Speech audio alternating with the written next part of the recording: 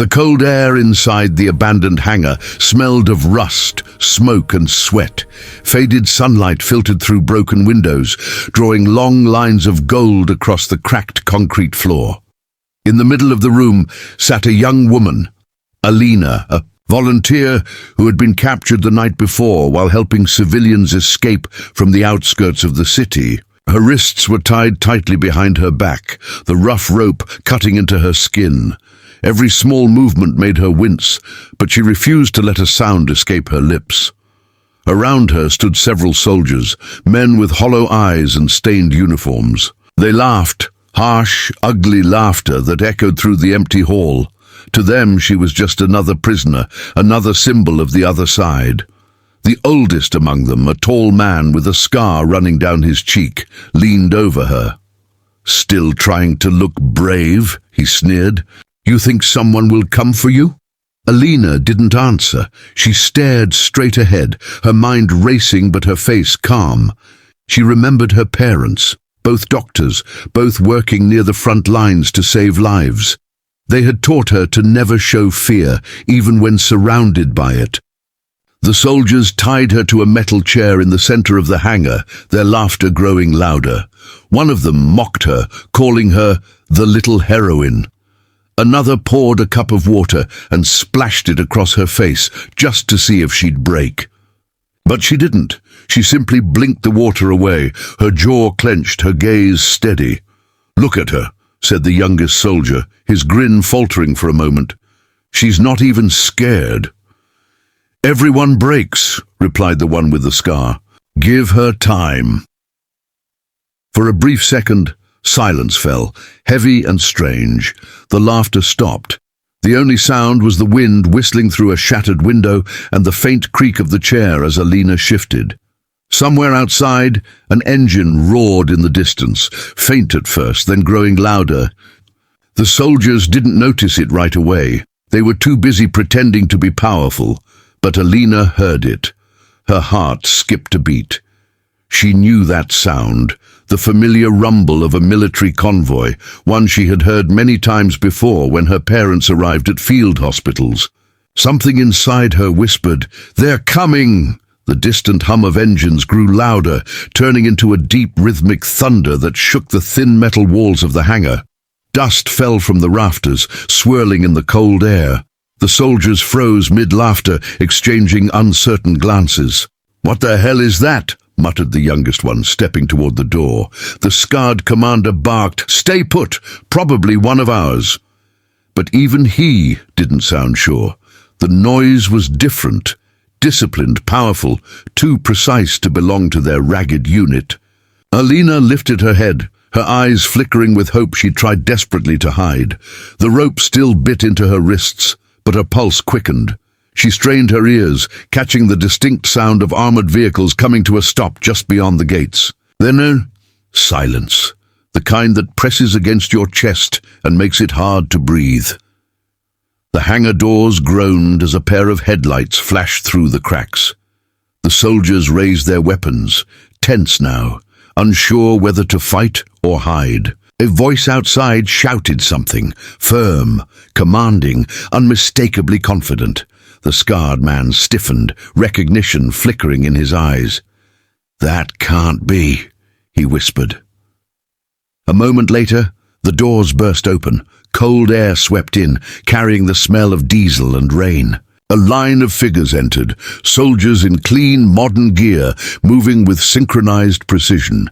And at their front were two people the captured girl instantly recognized, her parents. Her mother, dressed in a dark military medic's coat, stepped forward first, her expression like carved stone. Behind her was her father, a quiet, stern man with a sidearm holstered at his waist and eyes that missed nothing. Both carried the quiet authority of people who had seen too much war and refused to bow to it. The scarred commander's weapon trembled in his hands. "Who are you?" he demanded, his voice cracking slightly. Her father didn't answer. He simply looked around the hangar, his eyes falling on Alina tied to the chair. For a heartbeat, every sound vanished. No wind, no breath, just the sight of a father seeing his daughter bound and bruised. Then, in a low, steady voice that cut through the silence, he said, "Untie her, now." No one moved, but everyone felt it. The power in his words, the storm that had just arrived. For a long moment, the hangar was still, the kind of silence that crackles with danger. Alina's father stood motionless at the doorway, his presence filling the room like a shadow stretching over them all. The soldiers who had been laughing minutes ago now stood frozen, uncertain, their hands shaking around their rifles. The commander with the scar finally found his voice. "She's our prisoner," he barked, trying to sound in control. "You have no authority here." Alina's mother took a slow step forward, her eyes locked on her daughter. Every heartbeat felt like thunder. "You tied my daughter to a chair," she said quietly, her voice cold as steel. "And you think you still have authority?" One of the soldiers shifted nervously, lowering his gun. The rest followed, instinctively recognizing that these newcomers were not to be tested. The insignia on the father's uniform gleamed faintly. In the dim light, Colonel of the Strategic Response Division. The scarred commander's face paled. He had heard of that unit. Everyone had. Alina's father moved closer, every step measured and deliberate. "Who gave you the order to detain her?" he asked. No one answered. "Was it your idea to humiliate a civilian volunteer, to laugh while you bound her?" His voice didn't rise. It didn't need to. The weight of quiet authority was heavier than any shout. The scarred man's lips parted as if to speak, but nothing came. Behind him, the younger soldier who had earlier mocked Alina dropped his weapon entirely. "Sir, we didn't know who she was," he stammered. "That's the point," the colonel replied, turning his gaze toward him. "You shouldn't have needed to." He walked to Alina and knelt beside her. His hands, steady but gentle, worked at the knots cutting into her wrists. The moment the ropes fell, Alina threw her arms around him, shaking with quiet relief. Her mother placed a hand on her shoulder, eyes glistening but firm. The colonel stood and looked back at the men who had tormented her. "You're lucky," he said evenly. "If she hadn't survived this, you wouldn't either." Then he turned to his wife. "Secure them, and make sure they remember what respect looks like."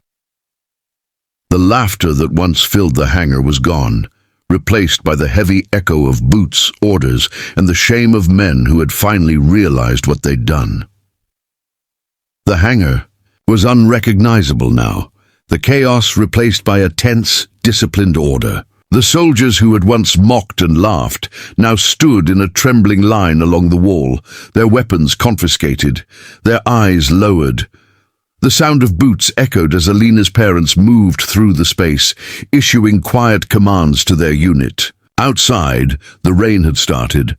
Droplets tapped against the metal roof, a steady rhythm that filled the uneasy silence. Alina sat on a wooden crate near the center of the hangar, a blanket wrapped around her shoulders. Her wrists were still raw from the ropes, but she didn't complain. Her father crouched beside her, examining the marks with quiet care. "You held on," he said softly. She gave a weak smile. "You taught me not to break." Her mother approached and placed a steaming cup of tea in her hands. "Drink," she said gently. "You're safe now." For the first time since her capture, Alina let herself breathe.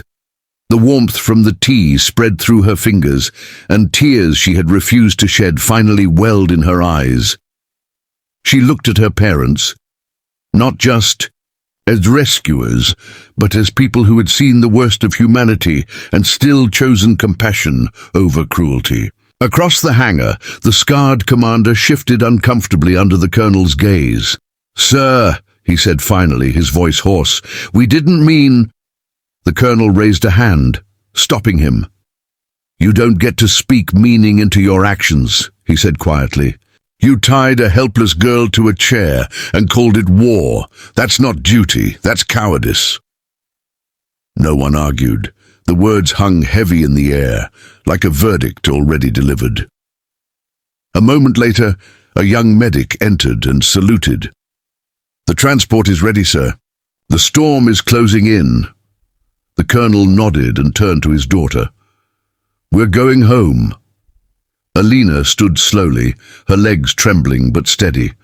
As they walked toward the open doors, she glanced back one last time. The soldiers who had once laughed now stood drenched in silence, their arrogance stripped away.